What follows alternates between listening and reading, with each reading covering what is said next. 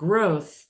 Uh, we'll be talking today about the challenges of growth as you implement initiatives. This agenda is part of our overall workshop series on supporting you as innovators who want to make lasting change that improves lives. This has been our agenda throughout the workshops that we've been conducting over the past 6 weeks or so. And we're in workshop number 5 of this 6 workshop series. We have been talking about issues like how do you get started? How do you make sure that you get the early wins you need to be able to gain some momentum? How do you set up the organization and learn and pivot along the way before you sort of get too big too fast? Last time when we were talking about learning and pivoting, there were quite a few really great questions, and we didn't have time for them. And our fearless leader, Agata, very sensibly and generously suggested we get started today by thinking about what some of those questions are. And I'm going to do that by, I picked out 4 questions from last time that were sort of representative of the entire set. I'm going to use that to review briefly what we have been talking about regarding learning, and then set us up to talk a little bit about growth, which is our central topic for today. There's a lot of material here and a lot of really interesting ideas that you raised last time in your questions. So it'll be a packed session here that we have for the next hour, but I am going to try to leave a little room for questions. So please do put them in the chat as we work through this. We'll be back on May 27th. That's May 27th, a little bit less than 2 weeks from now, to talk about the challenge of really amplifying scale. And I hope you all join us for that. And we'll talk also on May 27th about some plans we have for September. So please join us then.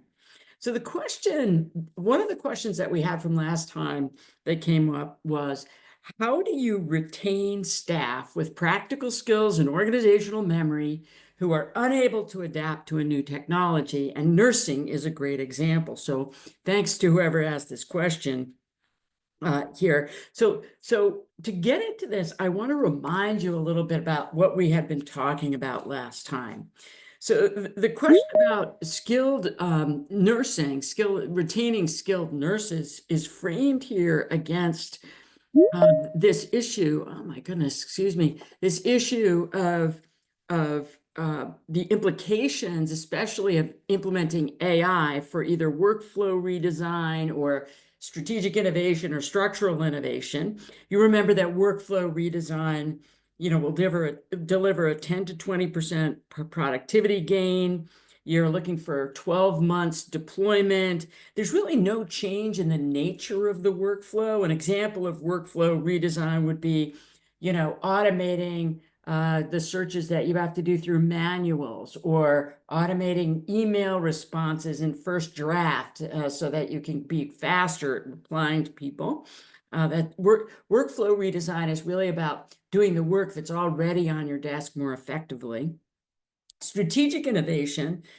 Here, what we're doing is looking for a 200 to 500% productivity gain. Can take longer to implement, 2 years, 3 years, sometimes even as much as 10 years.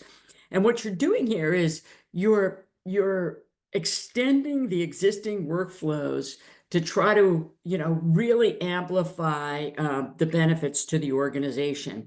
The changes are still within individual units, and we'll talk about this in nursing in just a second, but an example of workflow redesign in nursing is going to be that you automate the recording of the patient's vital statistics using AI. Strategic innovation, by contrast, would be you have the AI actually taking the information down without a nurse's involvement. So you have, the vital statistics of the patient in a hospital, say, being recorded automatically onto the patient's chart without a nurse actually intervening. That would be an example of strategic innovation. And we'll talk about the differences between workflow redesign and strategic innovation in terms of how you take additional risks when you do strategic innovation. You compromise a little bit potentially on a nurse's awareness of potentially an adverse event going on with the patient. But because the productivity gains and the information that you get from automatic recording, but because the benefits of that are so great, it's worth it. You know, it's determined that it's worth it, and that may be implemented. Structural innovation, you're looking for a massive productivity gain, 300% or more. Sometimes it can take 5 years to actually accomplish structural innovation on the right-hand side. And you're looking for fundamental change. And the famous example that we always give is Uber overtaking taxi cabs. You know, that's a structural innovation. You're sort of starting from scratch. And that requires really redeveloping the trade-offs between the value that you're offering. So there's some, you know, disadvantages of Uber compared to traditional taxis. Like, I don't know about you, but I get tired of being rated all the time. I don't want to have to be charming with cab drivers every time I get into, you know, an Uber. I get burnout from that. But that I still use Uber, at least from time to time, because the benefits of it are still so great relative to that compromise. In nursing, I'll talk in just a moment about a structural innovation, for example, around keeping the patient in the home. So, you know, using surveillance, using AI, to allow someone not to need to go into assisted living or into nursing care as an elder, for example, because of the fundamental capabilities of AI in protecting that person from harm through surveillance in the home. So you know, what we're doing here from the left-hand side on workflow redesign is relatively well circumscribed changes in established practices. Strategic innovation is some compromises, but they're still within the scope of what's understandable in an established organization, sometimes leads to real growth. And then structural innovation is you're sort of redesigning the entire organizational unit. In nursing, there are, you know, and healthcare more generally, there are examples of a lot of conversations around the consequences of this. So even around workflow redesign, there sometimes can be real impacts. You're trying to retain settled arrangements on trade-offs between different outcomes. So for example, you know, the efficiency gains that may come from automating first drafts of reports you have to write, or of emails you have to send, or of research you have to do, the efficiency gains may be enormous. And the challenge is, how do you not sacrifice quality, the quality of your work? Or, you know, if you're you know, using AI, let's say, to analyze you know, somebody's credit worthiness, how do you make sure that you're not amplifying bias? You know, the goal is you still, because you're sort of amping up the performance of your existing workflow, you may have amplified challenges that reflect traditional trade-offs, but now they're kind of on steroids, right? Now you've kind of created, you know, you've created a much broader potential for the enactment of bias in, you know, financial lending, or in, you know, denying people their driver's license renewals. And you've got to think about, how am I going to manage that even with workflow redesign? But the challenges are known. In other words, with workflow redesign, you're in the scope of your experience. You know what it is that you're trying to avoid in terms of bad outcomes. With strategic innovation, you're making marginal compromises. So you're giving up a little bit of performance in order to get a lot of benefits. So you're giving up a little bit of privacy to get a lot more safety, or you're giving up a little bit of quality to get a lot more efficiency. You can handle these within an organizational unit because the change is not so fundamental that it can't be understood. But there's work here to do to try to deal with this.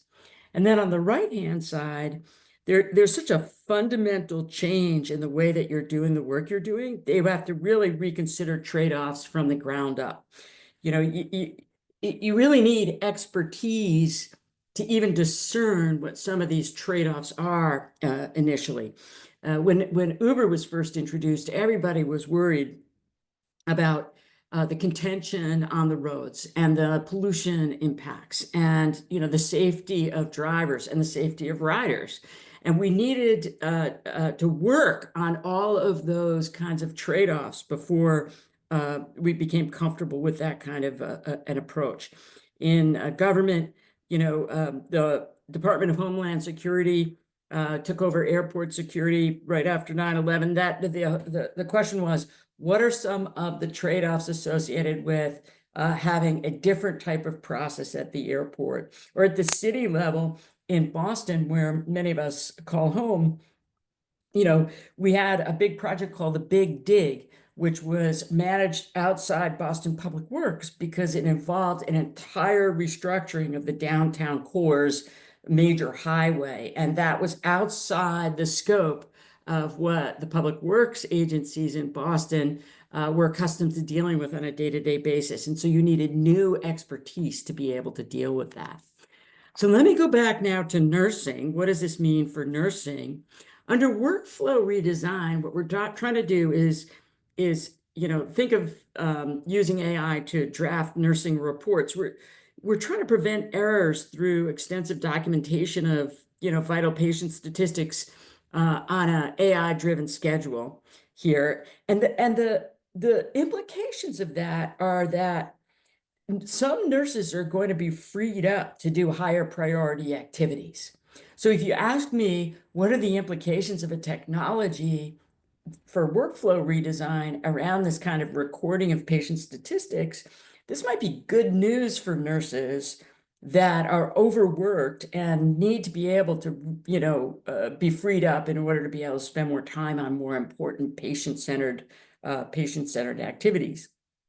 For strategic innovation, let's imagine that, in a particular hospital, say that there's a policy decision to let patients sleep through the night without a nurse visit and to allow AI to assess their vitals and record that and send it to the nurse's station.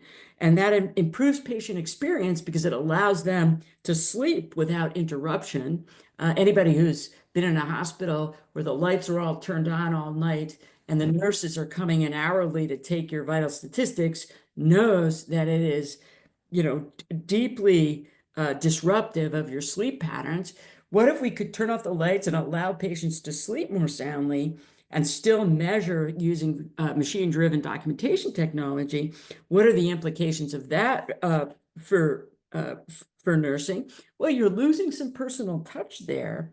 You may need to activate some new capabilities at the nursing stations on how to read these reports as they're driven and how to make good decisions about whether or not to visit a patient in the room based on the information that's obtained.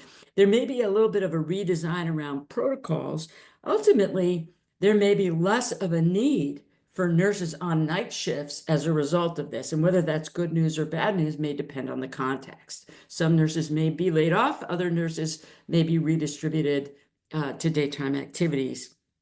So, there's a redistributional consequence. Whether that's good news or bad news is something that has to be understood in context. On the structural side, let's suppose we go for an innovation that involves keeping patients at home under AI surveillance. In nursing, what would that mean? It would mean that we have to rethink the nature of nursing through remote surveillance of patient information that's being conveyed through, camera systems and patient vitals assessments and all sorts of other kind of analytics that could be structured and sent to nurses that are at remote facilities.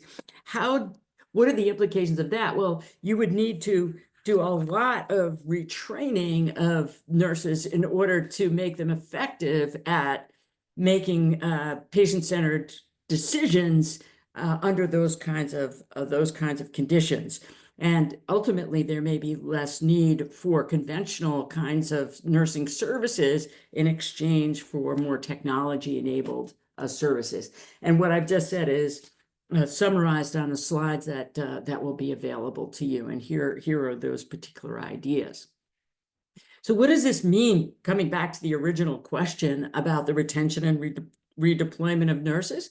It depends. It depends. It depends on the nature of the innovation and the scope of the innovation within an organizational unit.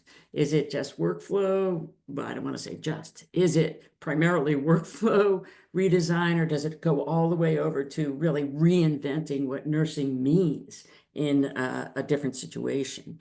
So that's my answer to question number one.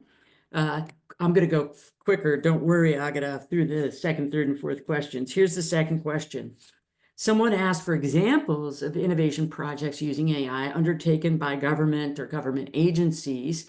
And another sort of point that the person put into the chat was, how do we think about ethical concerns and financial constraints as ingredients in those innovation projects, and how can you balance those successfully?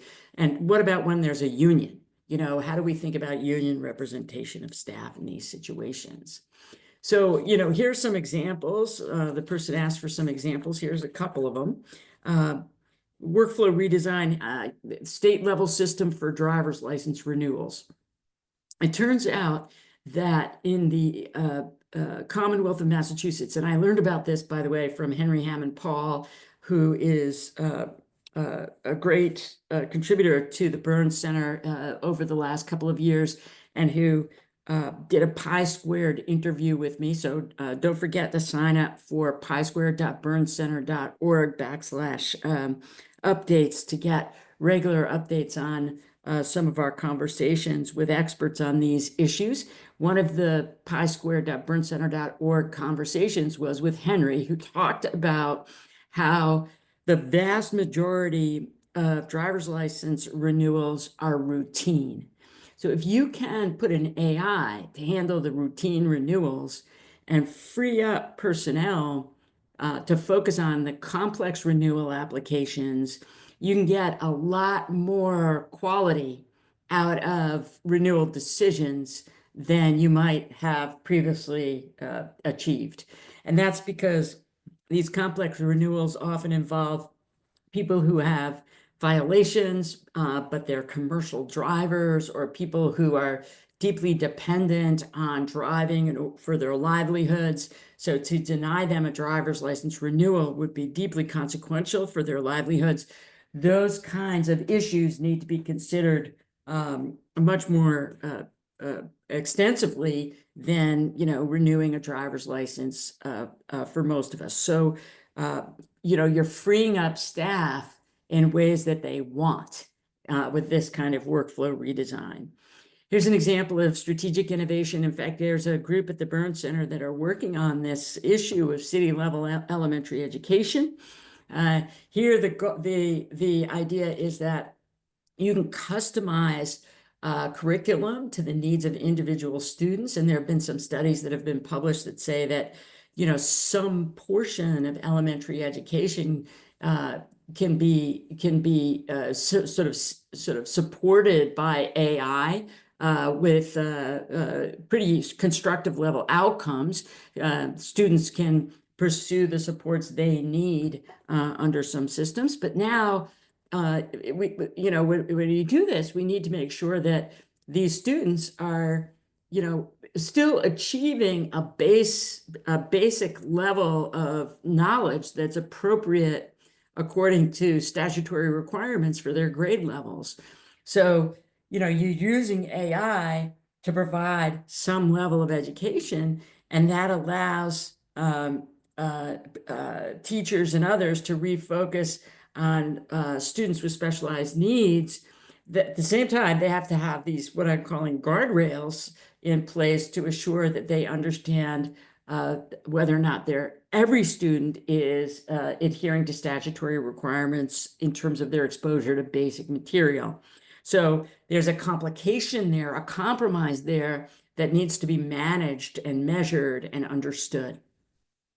So here's an example of structural innovation in government, the federal cybersecurity surveillance and response. And here I'm thinking about the Canadian system. There was a creation of a new unit with specialized personnel. There was no redeployment of the RCMP personnel in order to do this. This was a new agency that was created within the scope of the federal government in Canada to accomplish this. And this is kind of structural innovation creates kind of, the demands for an innovation system where we start to understand, how do we want to manage the federal response to cybersecurity? What are some of the risks? What are some of the dangers?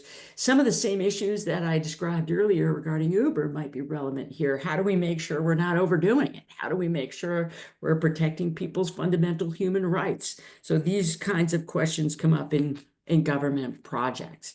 Now, unions are complicated and important in government. And we know, for example, from the nursing discussion earlier, that unions can engage in trying to understand these trade-offs.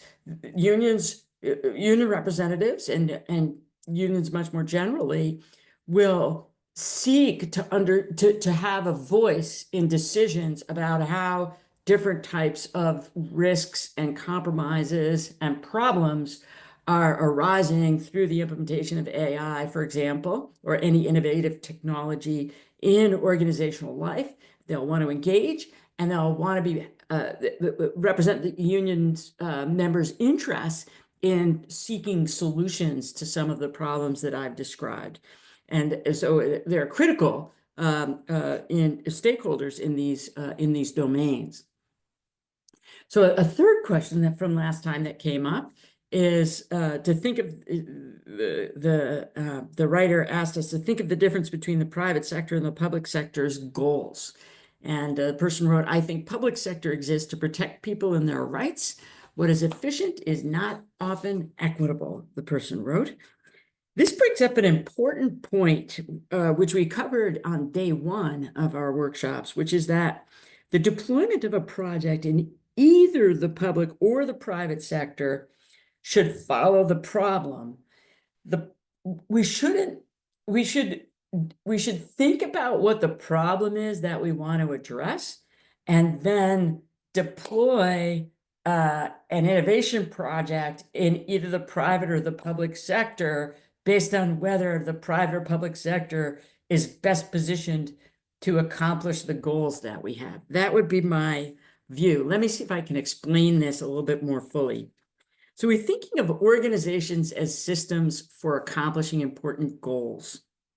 I've done quite a bit of work on firefighting. Let me give you an example of the ways in which firefighting organizations have settled routines for dealing with an important trade-off.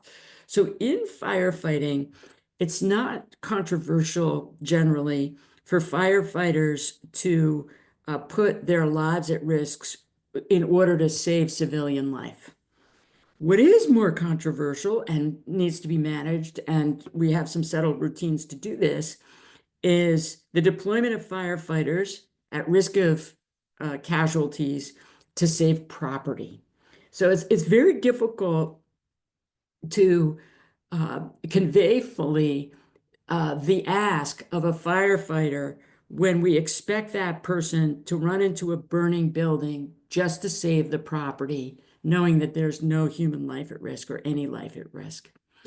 We have settled routines in firefighting, protocols, insurance systems, decision-making hierarchies that have been designed and fine-tuned and developed over years in consultation with unions for sure, to come up with a set of guidelines on when firefighters would be expected to save property, even at risk of their own injury or, God forbid, death.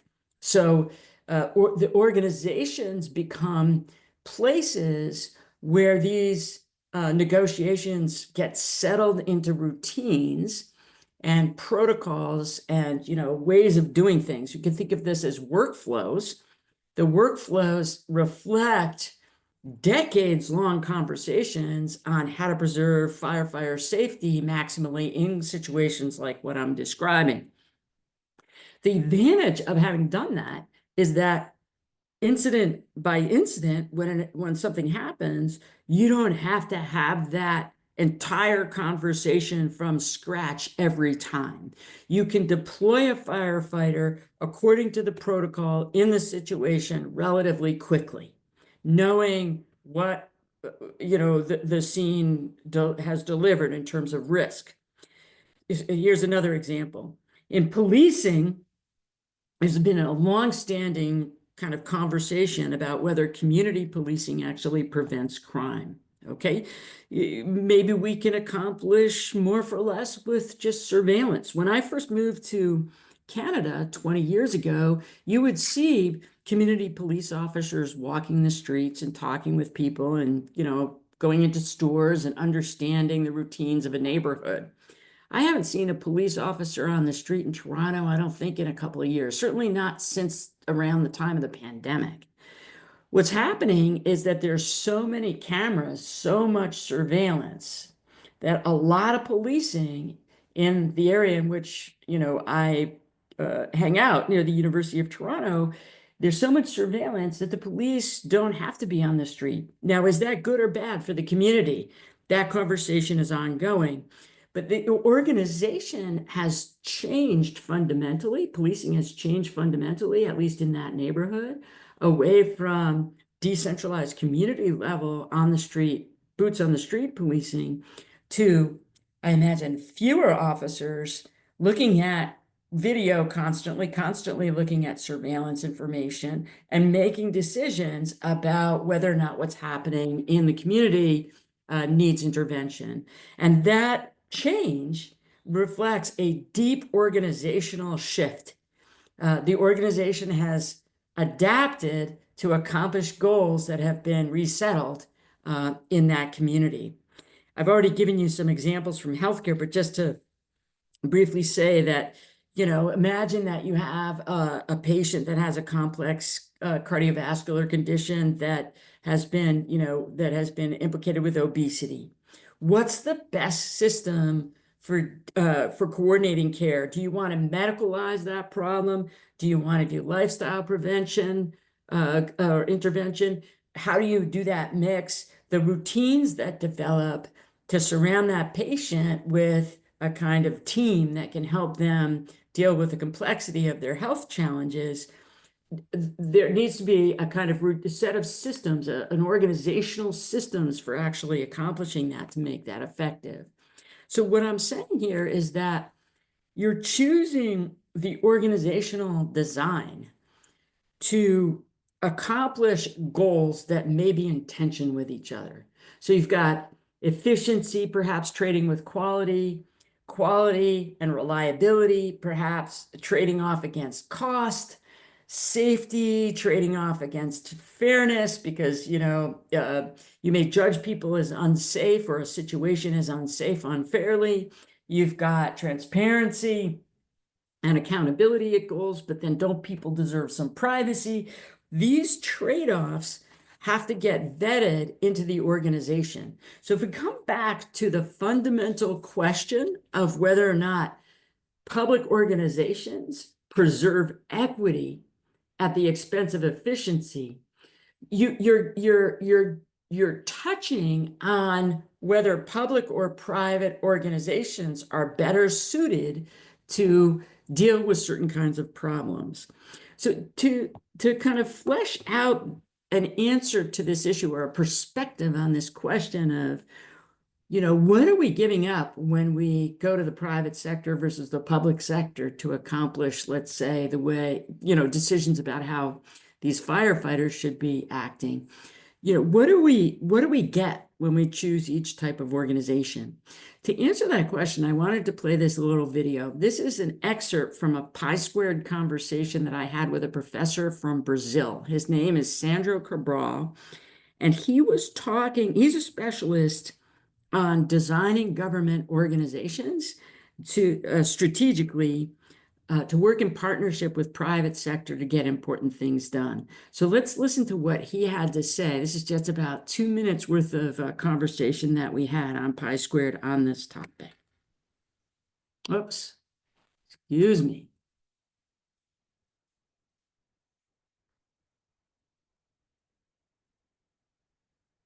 Companies that want to pursue social impact, that want to do things that are for the public good, why is it so difficult for them to collaborate, especially over the medium and long term, with governments in doing and accomplishing innovation at the frontier? What are the barriers to working across that public-private boundary? So it's a good question, Ida. The first thing we need to understand is, do these companies really want to engage? Do these companies really want to innovate, or are they more concerned with, well, let's say, painting a portrait that, oh, we are good, we are taking care, all this stuff about the greenwashing, all those losses we have.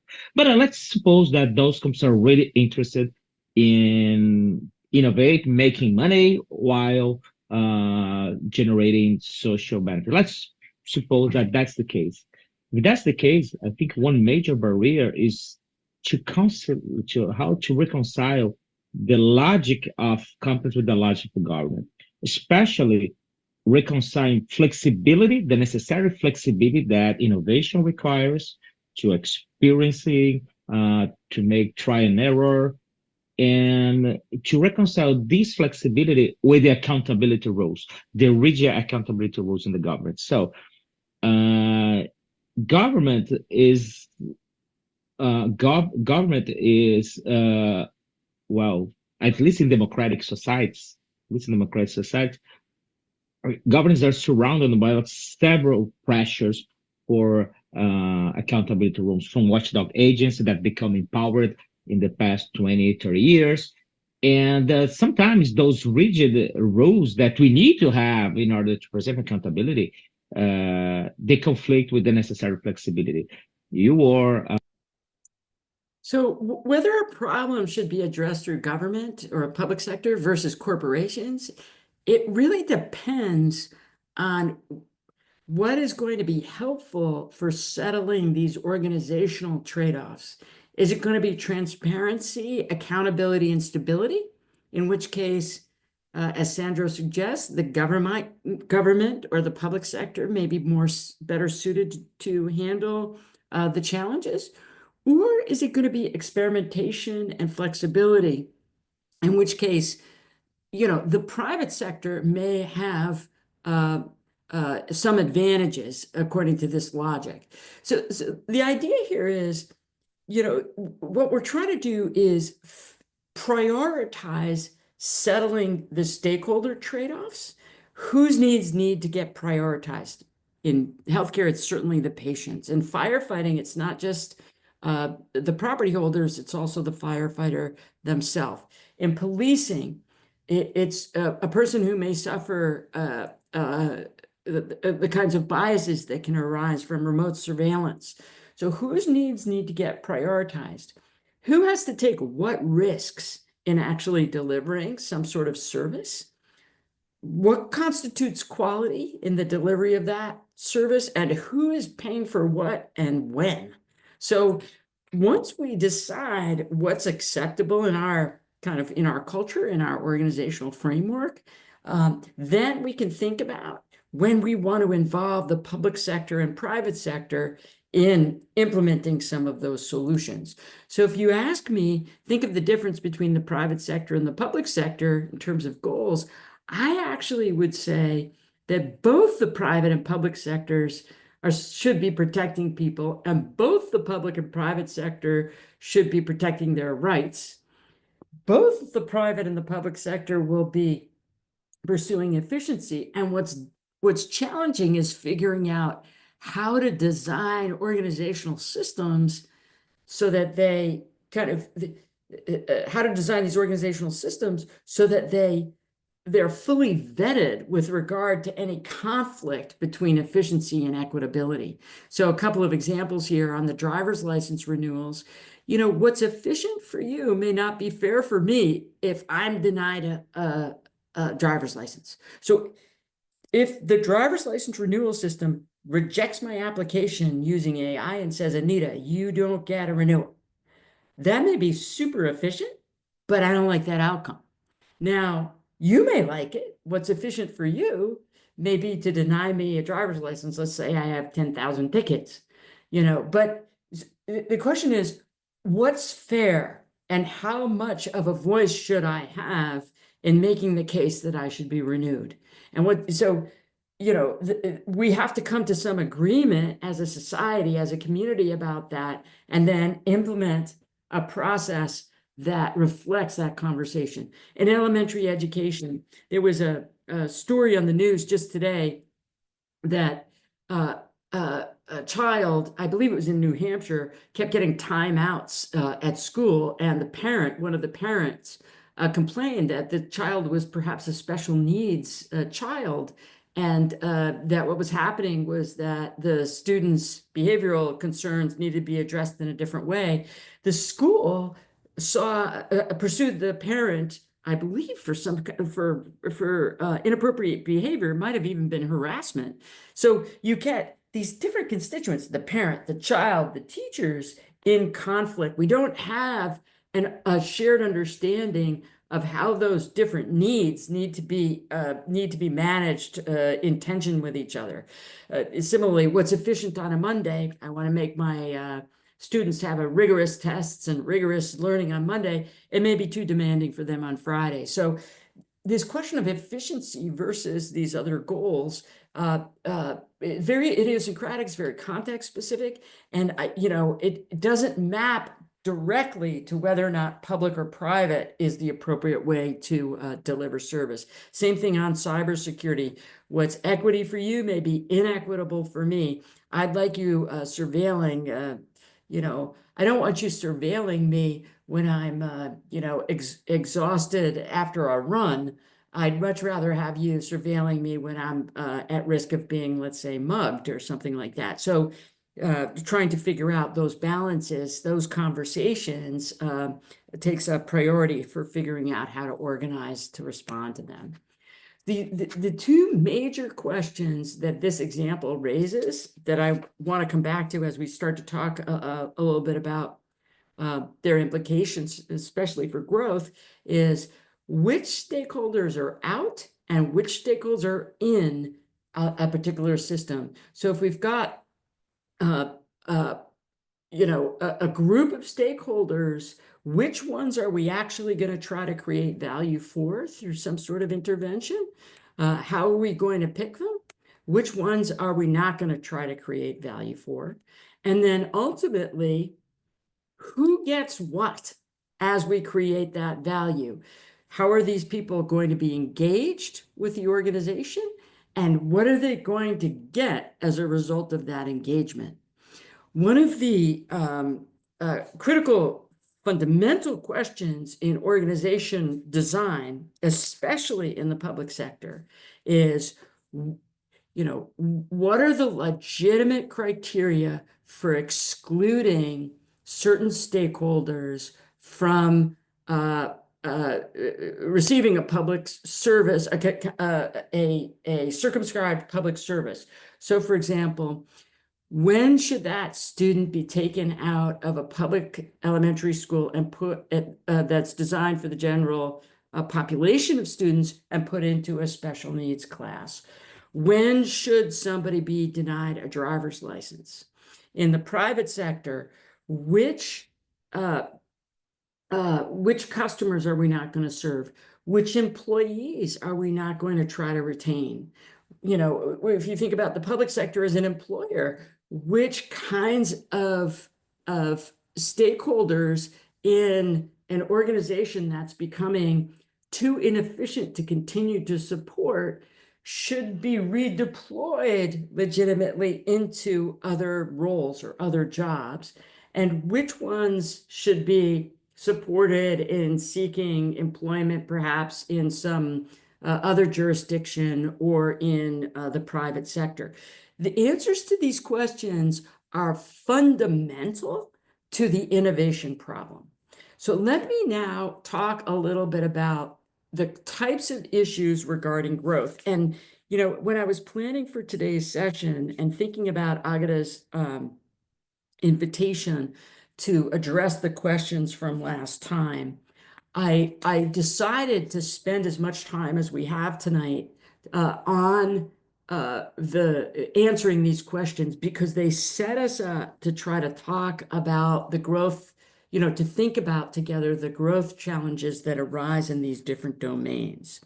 So let's think about the kinds of issues that are raised by workflow redesign. So here you're amping up performance on something familiar like volumes or efficiency, and typically that will free up resources and capabilities. With strategic innovation, we're looking for big productivity gains, but they're going to be lopsided toward one or more elements of performance, and we get expanding compromises that are going to put more and more stress on the organization over time.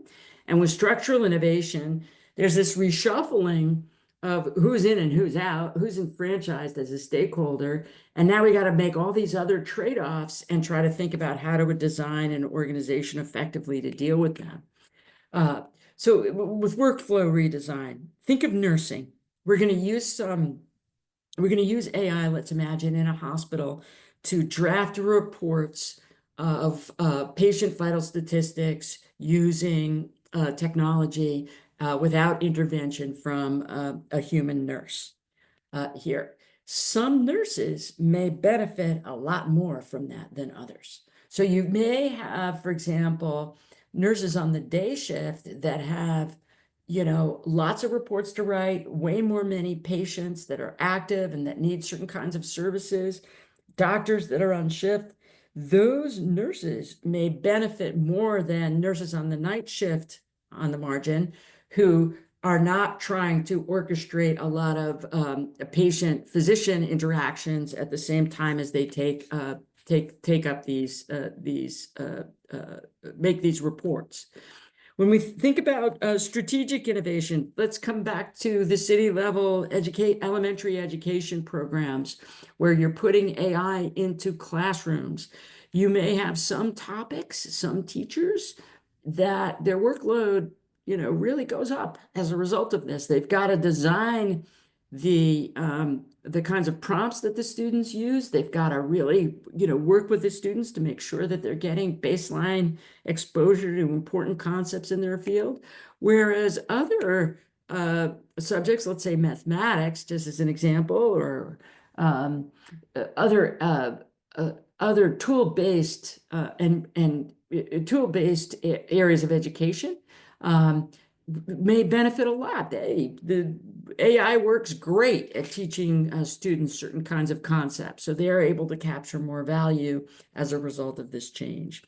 And think of structural innovation, like federal cybersecurity being implemented as a way of trying to detect criminality at a federal level, centralizing that kind of identity theft or bank fraud or things like that, and taking those activities away from individual city police departments.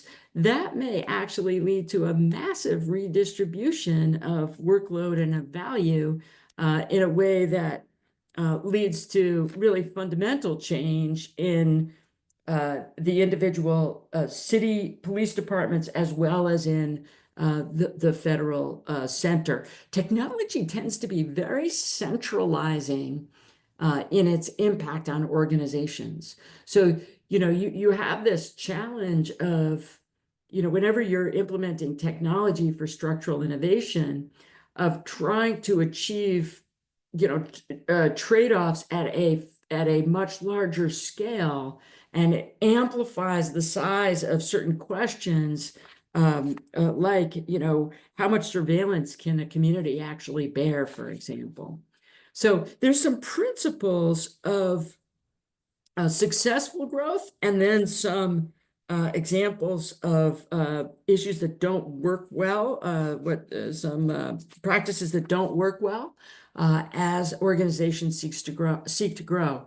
So if your agenda is to grow an intervention on workflow redesign, one principle for success is that you want to measure the performance of the intervention very rigorously against historical norms.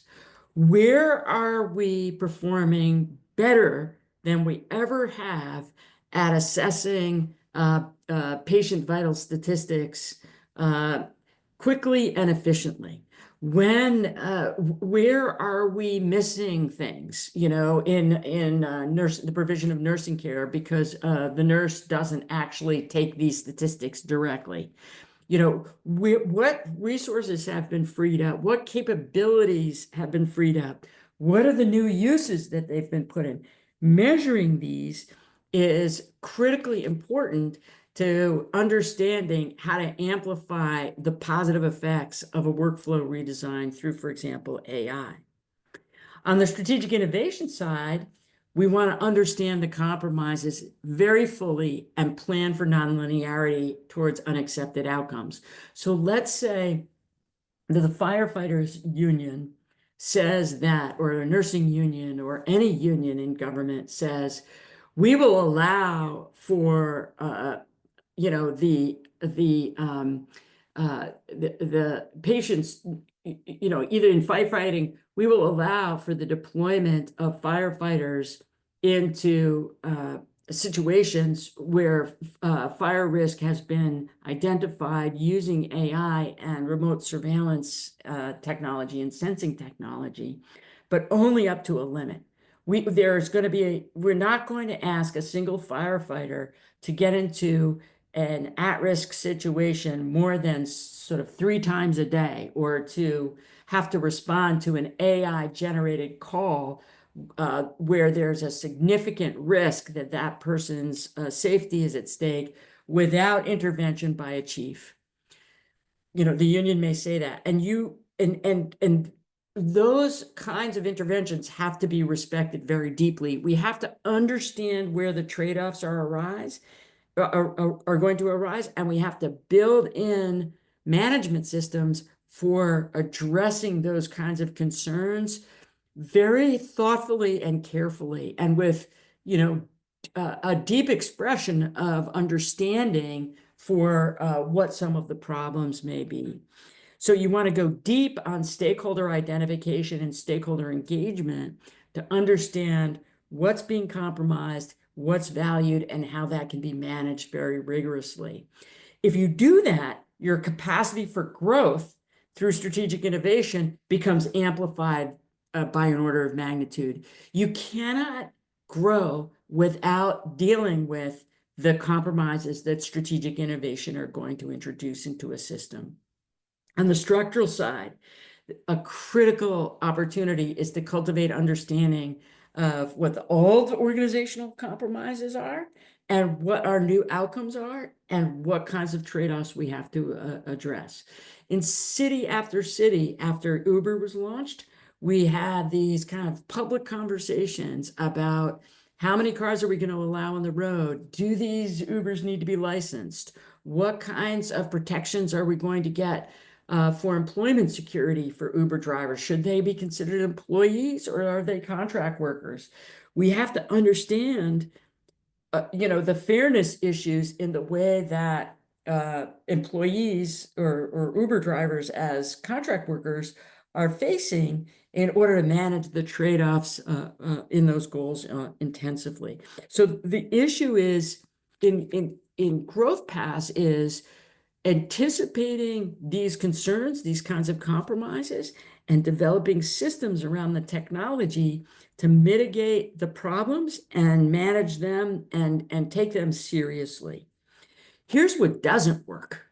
On workflow redesign, leaving freed up resources is fallow. I got to tell you, every time we automate something at the university and we see somebody sitting at their desk reading a paperback book, or playing video games on their computer, I think, oh my gosh, What is the conversation that we're not having about what that person's expertise is and how it could be redeployed to something that, is going to improve student experience or, make the university better somehow?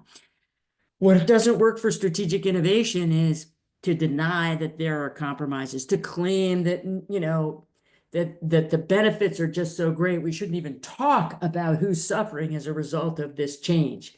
That doesn't work. We have to take seriously that, this technology may have downsides to it, and that the distribution of those problems may not be even, and that some people may be suffering, and we got to understand that. What the problems are on structural innovation is to expect everybody to gravitate to the new system. Not everybody likes Uber. Not everybody wants to drive for them.